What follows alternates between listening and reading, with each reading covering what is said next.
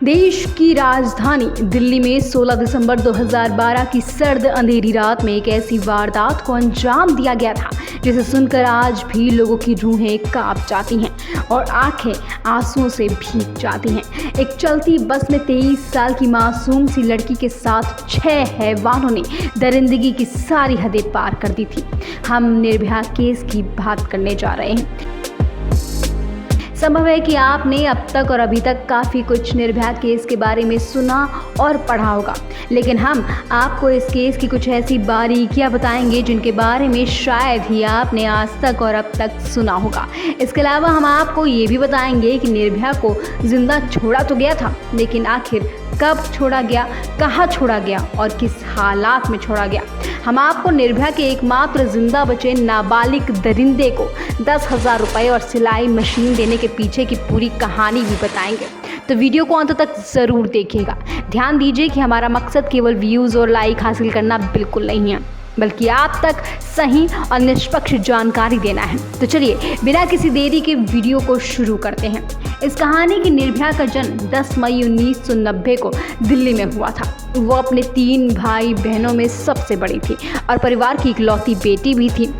निर्भया के माता पिता ने बेटी बेटियों में कभी भी कोई भेदभाव नहीं किया था। निर्भया को भी अच्छी शिक्षा दी थी और निर्भया को भी बराबरी का मौका दिया था। निर्भया बचपन से ही पढ़ाई में काफ़ी तेज थी और वो हमेशा अपने परिवार वालों की उम्मीदों पर खरा उतरती थी। आगे की पढ़ाई करते हुए मेडिकल फील्ड में आने का फैसला करती है और फिजियोथेरेपी कोर्स में एडमिशन लेते हुए काफ़ी अच्छे नंबर के साथ फिजियोथेरेपी की डिग्री भी हासिल कर लेती है। जब ये घटना घटी तब निर्भया फिजियोथेरेपी की इंटर्नशिप कर रही थी। बात 16 दिसंबर 2012 की है। दिन रविवार था। छुट्टी का दिन होने की वजह से निर्भया अपने एक दोस्त अविंद्र प्रताप पांडे के साथ फिल्म देखने जाने का प्लान बनाती है। अविंद्र प्रताप पांडे पेशे से सॉफ्टवेयर इंजीनियर था। वो उत्तर प्रदेश के गोरखपुर का रहने वाला था। उन दिनों सिनेमा घरों में आमिर खान की फिल्म तलाश लगी हुई थी। फिल्म की काफ़ी चर्चा थी, इसलिए निर्भया अपने दोस्त के साथ तलाश फिल्म देखने का प्लान बनाती है और दोनों पब्लिक ट्रांसपोर्ट में फिल्म देखने के लिए PVR select city walk Saket चले जाते हैं। जब ये लोग सिनेमा हॉल तक आते हैं वहाँ काफ़ी भीड़ होती है। इन्हें फिल्म का टिकट नहीं मिल पाता है, इसलिए दोनों तलाश फिल्म देखने की बजाय लाइफ ऑफ पाई नाम की एक फिल्म देखने का फैसला करते हैं। इवनिंग शो में लाइफ ऑफ पाई देखने के बाद निर्भया और पांडे अपने अपने घर जाने के लिए ऑटो का इंतज़ार करने लगते हैं। वैसे तो रात बहुत ज़्यादा नहीं हो रही थी, फिर भी ठंड ज़्यादा होने की वजह से ऑटो बहुत कम आ रहे थे। जो भी आ रहे थे वो मीटर की बजाय मुँह मांगी कीमत पर जाने की बात कर रहे थे। कुछ देर की जिद्दोजहद के बाद एक ऑटो वाला मिलता है जो इन्हें लेकर चलने को तैयार हो जाता है, मगर वो इन दोनों को मुनरिका बस स्टैंड तक ही ले जाने के लिए राज़ी होता है। ये दोनों सोचते हैं कि मुनरिका बस स्टैंड द्वारिका तक चले जाएंगे, इसलिए दोनों ऑटो से चलकर मुनरिका बस स्टैंड चले जाते हैं। मुनरिका बस स्टैंड आने के बाद ये दोनों थोड़ी देर इंतज़ार करते हैं, मगर इन्हें अपने स्थान तक जाने के लिए सही सवारी नहीं मिलती है। हालांकि रात के 9:30 बज रहे थे, तभी एक सफ़ेद रंग की काली शीशे वाली बस वहाँ से गुजर रही होती है। बस के गेट से एक लड़का चिल्लाते हुए इन लोगों से पूछता है कहाँ जाना है। जवाब में निर्भया के दोस्त कहता है द्वारका। बस वाला कहता है हम भी वहीं जा रहे हैं। इसके बाद निर्भया अपने दोस्त के साथ इसी बस में बैठ जाती है। जब निर्भया और उसके दोस्त बस के अंदर जाते हैं, देखते हैं कि बस के अंदर 3 और सवारी है, इसलिए ये दोनों भी निश्चिंत होकर बस में बैठ जाते हैं। बस के अंदर मौजूद एक लड़का इन दोनों से मुनरिका से द्वारका तक जाने के लिए किराए के तौर पर 10-10 रुपये भी ले लेता है। हालांकि जब ये दोनों टिकट मांगते हैं तो वो बदतमीजी करने लगते हैं। बस वाले द्वारा टिकट ना देना उन दोनों को ये बात जमती नहीं है, इसलिए दोनों खामोश होकर बस के अंदर ही बैठ जाते हैं और अपनी मंजिल पर पहुंचने का इंतज़ार करने लगते हैं। मगर किसे मालूम था कि उनका इंतज़ार बस इंतज़ार बनकर रह जाएगा। कुछ देर तक बस अपने रास्ते पर आगे बढ़ती रहती है। थोड़ी देर बाद ड्राइवर बस को निर्धारित रूट से हटाकर दूसरे रास्ते पर मोड़ देता है। इस बात का अंदाज़ा होते ही निर्भया का दोस्त तुरंत बस के अंदर मौजूद लोगों से इस पर सवाल करना शुरू करता है। इस सवाल का सही ढंग से जवाब देने की बजाय बस का दूसरा स्टाफ निर्भया के दोस्त के साथ बदतमीजी करने लगता है और उससे पूछने लगता है कि आखिर तुम दोनों कौन हो, इतनी रात को अकेले क्या कर रहे थे। जब निर्भया और उसके दोस्त बस के अंदर थे तब इन लोगों ने देखा कि 3 बस स्टाफ के अलावा 3 लोग पैसेंजर सीट पर बैठे हुए थे। उन्हें लगता है कि वो तीनों पैसेंजर ही हैं, मगर थोड़ी ही देर बाद ये साफ हो जाता है कि वो तीनों पैसेंजर नहीं बल्कि बस स्टाफ के ही साथी हैं। अब ये सभी 6 लोग मिलकर निर्भया के दोस्त के साथ बदतमीजी करने लगते हैं और उसे उकसाना शुरू कर देते हैं। जब निर्भया का दोस्त जवाब देने लगता है तब उस पर बस के अंदर मौजूद सभी उससे हाथापाई करने लगते हैं और उसे मारना शुरू कर देते हैं। पहले तो वो निर्भया के दोस्त को लात घूंसे से मारने लगते हैं और फिर इसी लड़ाई के दौरान एक लड़का बस के अंदर इस्तेमाल होने वाली एक बड़ी सी लोहे की रॉड निकालता है और उसको उसके सर पर दे मारता है। इस कारण निर्भया का दोस्त वहीं पर बेहोश होकर गिर जाता है। अब आगे निर्भया के साथ रूह कपा देने वाली दरिंदगी का सिलसिला शुरू होता है। निर्भया के दोस्त को मारने पीटने के बाद जब ये लोग देखते हैं कि वो लड़का बेहोश हो गया है, तब ये सभी निर्भया को खींचते हुए बस की पिछली सीट पर ले जाते हैं। अब यहाँ जो कुछ भी निर्भया के साथ होता है उसे हम शब्दों में बयान नहीं कर सकते। बस चलती रहती है और निर्भया के साथ दरिंदगी अंजाम दी जाती है। ये सिलसिला 2 घंटों तक चलता रहा। इस दौरान बस के बगल से कई बार पुलिस की गाड़ी भी गुजरती है। बस खुद भी कई थानों के बगल से गुजरती है, मगर कोई भी इस बस को रोकता नहीं है। बारी बारी से बस के अंदर मौजूद सभी 6 दरिंदे निर्भया के शरीर को नोचते रहते हैं, क्योंकि निर्भया का दोस्त सर पर हुए लोहे की रॉड की वार की वजह से बेहोश हो गया था, इसलिए वो निर्भया की मदद की स्थिति में नहीं था। 6 लोगों के साथ लड़ना अकेले निर्भया के लिए भी संभव नहीं था। फिर भी निर्भया अपनी पूरी हिम्मत लगाते हुए उन दरिंदों के साथ लड़ती रहती है और बाद में हुए खुलासे के मुताबिक 6 में से 3 दरिंदों पर वो कई बार वार भी करती है और कईयों को वो काट कर बचने की कोशिश भी करती है, मगर अफसोस ऐसा नहीं हो पाता है। जब उन सभी दरिंदों का मन भर जाता है तो ये सभी लोग मिलकर निर्भया को बस के बाहर फेंककर उसे कुचलते हुए एक्सीडेंट का रूप देने का प्लान बनाते हैं। मगर उससे पहले ये लोग मिलकर तय करते हैं कि निर्भया का दोस्त भी मर जाना चाहिए, इसलिए एक बार फिर से निर्भया के दोस्त के सर पर दोबारा लोहे की रॉड से वार किया जाता है। फिर दोनों को चलती बस से फेंक दिया जाता है। बस से फेंकने से पहले इन दोनों के कपड़े को भी वो दरिंदे उतार लेते हैं। इनके पास मौजूद मोबाइल समेत दूसरे सामान भी लूट लेते हैं। अभी रात के लगभग 11 बज रहे थे। बस के अंदर मौजूद दरिंदों ने निर्भया के दोस्त की जान लेने की पूरी कोशिश की, मगर वो दोस्त की जान नहीं ले सके। इस कारण बस से फेंके जाने के बाद निर्भया का वही दोस्त कुछ होश में आने के बाद लोगों से मदद की गुहार लगाने लगता है, मगर काफ़ी लोग उसे नज़रअंदाज करके निकल जाते हैं। हालांकि एक अनजान व्यक्ति इन दोनों को बुरी हालात में देखकर पुलिस को फ़ोन करता है। थोड़ी देर बाद पुलिस की एक टीम वहां पर पहुंच जाती है और तुरंत दोनों को सफदरगंज अस्पताल में भर्ती करवाया जाता है। निर्भया के साथ कितनी बर्बरता की गई, इसका अंदाज़ा आप इस बात से ही लगा सकते हैं कि निर्भया की आंतें तक बाहर आ चुकी थी। बेतहाशा ब्लीडिंग हो रही थी, पूरा शरीर चूर चूर हो चुका था और उसके शरीर के अंदर लोहे की रॉड डाली गई थी। निर्भया की स्थिति को देखते हुए तत्काल ही इलाज शुरू कर दिया जाता है। हालात इतनी ज़्यादा गंभीर हो चुकी थी कि तुरंत ही उसे वेंटिलेटर सपोर्ट की ज़रूरत पड़ती है। कुछ ही घंटे बाद निर्भया के साथ हुई दरिंदगी की खबर मीडिया के जरिए देश दुनिया में फैलनी शुरू हो जाती है। जब लोग निर्भया के साथ हुई बर्बरता की कहानी सुनते हैं तो लोग गुस्से से भर जाते हैं। लोग प्रशासन और सरकार के खिलाफ सड़कों पर उतर के विरोध प्रदर्शन करना शुरू कर देते हैं। साथ ही साथ लोग जल्द से जल्द अपराधियों की गिरफ्तारी की मांग भी करने लगते हैं। देखते ही देखते ये विरोध प्रदर्शन आंदोलन का रूप ले लेता है और देश भर में निर्भया के समर्थन में प्रदर्शन होने शुरू हो जाते हैं। लोग देश भर में निर्भया के लिए दुआ करना भी शुरू कर देते हैं, मगर निर्भया की हालत अस्पताल में दिन प्रतिदिन बिगड़ती चली जाती है।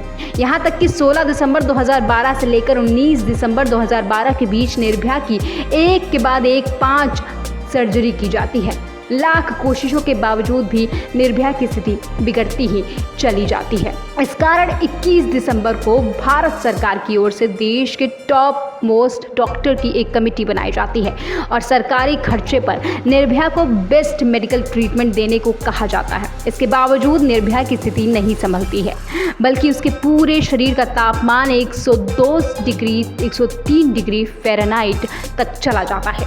यहाँ तक कि इन्फेक्शन की बुरी तरीके से बढ़ जाता है। इधर सड़कों पर लोगों का हुजूम निर्भया के लिए आवाज़ बुलंद कर रहा होता है। उधर डॉक्टर भी जी जान लगाकर निर्भया को बचाने की कोशिश कर रहे होते हैं, मगर स्थिति बिगड़ती ही जाती है। इसके बाद तत्कालीन प्रधानमंत्री मनमोहन सिंह के नेतृत्व में 26 दिसंबर को एक कैबिनेट मीटिंग बुलाई जाती है और उस पर फैसला किया जाता है कि निर्भया को वर्ल्ड की बेस्ट ऑर्गन ट्रांसप्लांट हॉस्पिटल में भेजा जाएगा। इसी के बाद निर्भया को सिंगापुर के माउंट एलिजाबेथ अस्पताल में एयरलिफ्ट करके भेजने की तैयारी शुरू हो जाती है। फाइनली 27 दिसंबर को निर्भया सिंगापुर के माउंट एलिजाबेथ अस्पताल में पहुंच जाती है और वहां उसका इलाज शुरू हो जाता है। मगर यहां आते ही निर्भया की हालत और भी ज़्यादा बिगड़ जाती है और 29 दिसंबर को स्थानीय समय अनुसार सुबह के 4:45 पर निर्भया इस दुनिया को छोड़कर हमेशा के लिए चली जाती है। निर्भया की मौत के बाद उसके शव को वापस दिल्ली लाया जाता है और कड़ी सुरक्षा के बीच निर्भया का अंतिम संस्कार कर दिया जाता है। निर्भया के दोस्त को कुछ दिनों के इलाज के बाद अस्पताल से डिस्चार्ज कर दिया जाता है। इधर निर्भया का इलाज चल रहा था, उधर ग्राउंड लेवल पर दिल्ली पुलिस काम करते हुए अपराधियों को गिरफ्तार करने में लगी हुई थी। इस घटना की रिपोर्टिंग के 24 घंटे के अंदर दिल्ली पुलिस ने कई लोगों को गिरफ्तार कर लिया था। सीसीटीवी के जरिए दिल्ली पुलिस बस की भी पहचान कर लेती है। उसके आधार पर सबसे पहले उस बस के ड्राइवर राम सिंह को गिरफ्तार किया जाता है। फिर राम सिंह के बयान के आधार पर एक के बाद एक कुल 6 अपराधियों को गिरफ्तार किया जाता है। गिरफ्तार अपराधियों में 30 साल का राम सिंह, 26 साल का उसका भाई मुकेश सिंह जो राजस्थान का रहने वाला था। इसके अलावा पुलिस ने 20 साल के विनेश शर्मा को भी गिरफ्तार किया जो एक जिम असिस्टेंट था। इसके अलावा 19 साल के पवन गुप्ता को भी गिरफ्तार किया जो फल बेचने वाला था। इन दोनों की गिरफ्तार दिल्ली और यूपी से हुई थी, जबकि छठे अपराधी को पुलिस ने उत्तर प्रदेश के बदायूं से गिरफ्तार किया था। शुरू में ही इस अपराधी का नाम पब्लिक में नहीं बताया गया था क्योंकि वो गिरफ्तारी के समय 17 साल और कुछ महीने का था और कानूनी हिसाब से वो नाबालिग था, इसलिए उसकी पहचान गुप्त रखी जाती है। हालांकि बाद में यह खुलासा होता है कि इस नाबालिग का नाम मोहम्मद अफरोज था। अफरोज को आनंद विहार टर्मिनल से गिरफ्तार किया गया था। इसके अलावा पुलिस ने अक्षय ठाकुर नाम के एक 28 साल के लड़के को भी गिरफ्तार किया जो बिहार के औरंगाबाद का रहने वाला था। ये सभी अलग अलग बैकग्राउंड के थे और इन लोगों की कुछ ही दिन पहले दोस्ती हुई थी और घटना वाली रात ये लोग पार्टी करने के मूड में ही घर से निकले थे। ये सभी मिलकर बहुत सारी शराब और खाने पीने की चीज़ बस में भर लेते हैं और शिकार की तलाश में बस लेकर निकल जाते हैं। बहुत कम लोग जानते होंगे कि निर्भया को अपना शिकार बनाने से पहले लोगों ने बस के अंदर 35 साल के रामाधीर सिंह नाम के एक कॉपरेटर को पैसेंजर बनाकर अपने बस में बिठाया और फिर उससे पैसे और मोबाइल लूट कर उतार दिया। रामाधीर सिंह इस लूट की जानकारी पास से गुजर रहे पुलिस वाले को देते हैं, मगर वो पुलिस वाला रामाधीर की बातों को नज़रअंदाज कर देता है। शायद उस रामाधीर सिंह के कंप्लेन को सीरियस ले लेते तो इतना बड़ा हादसा होने से रुक जाता, मगर उन्होंने कुछ भी फिक्र नहीं की। सभी अपराधियों की गिरफ्तारी के बाद सबसे पहले उनकी एक आइडेंटिटी वेरिफिकेशन परेड बनाई जाती है और फिर निर्भया का दोस्त उन सभी अपराधियों की पहचान भी कर लेता है। इन लोगों पर मामला दर्ज करते हुए आगे की कार्यवाही शुरू होती है। मामले की सुनवाई चल रही होती है और 11 मार्च 2013 को निर्भया केस के प्रमुख अपराधियों में से एक राम सिंह तिहाड़ जेल में सुसाइड कर लेता है। इसके अलावा 1 सितंबर 2013 को इस केस के नाबालिग अपराधी जुवेनाइल जस्टिस बोर्ड द्वारा मात्र 3 साल की सज़ा के तौर पर सुधार गृह में भेज दिया जाता है, जबकि बाकी बचे 4 अपराधियों को बलात्कार, हत्या समेत कई गंभीर धाराओं में मामला चलता रहता है और फाइनली 13 सितंबर को फास्ट ट्रैक कोर्ट द्वारा उन सभी 4 की मौत की सज़ा सुनाई जाती है। ये सभी अपराधी मौत की सज़ा के खिलाफ दिल्ली हाई कोर्ट में अपील करते हैं, जहां 13 मार्च 2014 को दिल्ली हाई कोर्ट द्वारा निचली अदालत के फैसले को सही ठहराते हुए उनकी फांसी की सज़ा को बरकरार रखता है। इसके बाद ये सभी सुप्रीम कोर्ट का रुख करते हैं। सुप्रीम कोर्ट द्वारा भी 5 मई 2017 को फांसी की सजा को बरकरार रखा जाता है। इसके बावजूद ये अपराधी एक से बाद एक अपने सभी विकल्प का इस्तेमाल करते हुए बचने की पूरी कोशिश करते हैं, मगर सुप्रीम कोर्ट के बाद प्रेसिडेंट द्वारा भी इनकी अर्जी रिजेक्ट कर दी जाती है और फाइनली सभी कानूनी दरवाजे बंद होने के बाद चारों अपराधियों को 20 मार्च 2020 को सुबह के 5:30 बजे तिहाड़ जेल में फांसी दे दी जाती है। मेडिकल टीम द्वारा 6 बजे सभी को मृत घोषित कर दिया जाता है। निर्भया के 4 अपराधियों को तो फांसी की सजा हो गई, जबकि एक को खुद ही आत्महत्या कर ली। फिर एक का क्या हुआ? जैसा कि थोड़ी देर पहले ही हमने आपको बताया था कि इस केस का एक आरोपी उस अपराध को अंजाम देते समय नाबालिग था, इस कारण उसे सिर्फ 3 साल की सजा हुई सुधार गृह भेज दिया गया था। मीडिया रिपोर्ट के मुताबिक इस नाबालिग अपराधी का नाम मोहम्मद अफरोज था। 3 साल की सजा पूरी करने के बाद अफरोज को सुधार गृह से निकालकर बेहद ही चुपचाप तरीके से नई जगह पर भेज दिया जाता है। मीडिया रिपोर्ट के मुताबिक अफरोज को नए सिरे से जिंदगी की शुरुआत करने के लिए 10,000 रुपए और एक सिलाई मशीन भी दी जाती है ताकि वो बतौर टेलर काम करके अपनी जिंदगी गुजारे। फिलहाल अफरोज कहाँ है, क्या कर रहा है, आधारिक तौर पर इसकी जानकारी किसी के पास नहीं है, क्योंकि देश के कानून के मुताबिक अपराधी अगर नाबालिग है तो उसकी सुरक्षा करना भी कानून की ही जिम्मेदारी होती है। ये दावा भी किया जाता है कि दिल्ली सरकार ने अपनी तरफ से अफरोज को 10,000 रुपए और एक सिलाई मशीन दी थी, जबकि इसके पीछे की सच्चाई भी जानना जरूरी है। दरअसल juvenile justice care and protection of children act 2014 के मुताबिक जब भी कोई नाबालिग अपराधी सजा पूरी करके बाहर आता है तो उसके पुनर्वास की पूरी व्यवस्था करना राज्य सरकार की जिम्मेदारी है। ये कानून केंद्र सरकार द्वारा ही बनाया गया है। यहाँ तक कि एनडीए सरकार के दौरान इस कानून में संशोधन भी किया गया, तब भी इस प्रावधान को हटाया नहीं गया। इस कारण ही निर्भया के छठे और एकमात्र जिंदा बचे अपराधी को पुनर्वास के लिए आर्थिक मदद और सिलाई मशीन दी गई थी। इसके बाद लोगों में बहुत गुस्सा आया, क्योंकि निर्भया के साथ सबसे ज़्यादा दरिंदगी भी इस नाबालिग लड़के ने ही की थी और इसे ही मात्र 3 साल की सज़ा मिली। दुनिया इस केस को निर्भया के नाम से जानती है। दोस्तों, आपके अनुसार देश में बलात्कार के मामलों को कम करने के लिए सरकार को क्या कदम उठाने चाहिए? कमेंट सेक्शन में लिखकर जरूर बताइएगा।